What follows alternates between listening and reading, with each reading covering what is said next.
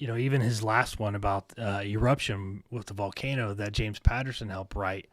Hmm. Some of the things in there are kind of ahead of their time, and it was like I think that's what I appreciate most about some of these books is that they're so forward leaning that you're like that couldn't happen, and then when it does happen, you're like, how did they know? How Oh did yeah, they know that?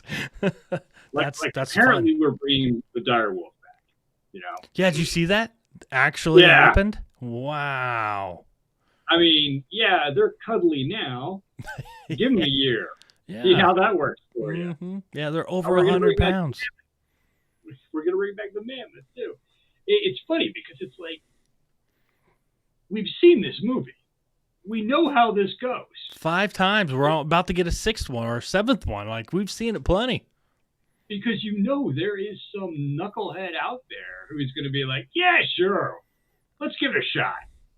And then you get this horrific, killing machine that you need an AT4 to put down. I mean, what the heck?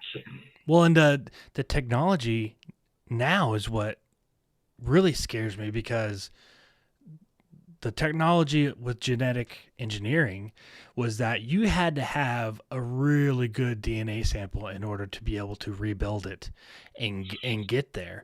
Well, I read how Yeah. they did it with the dire wolf, where they basically said a dire wolf is so closely related to like this one species of wolf, so they were able to use AI and get tons and tons of samples of dire wolf DNA and put it into a computer, and then AI was able to look at a wolf species and look at a dire wolf, and it was basically able to rebuild the dire wolf's DNA strand.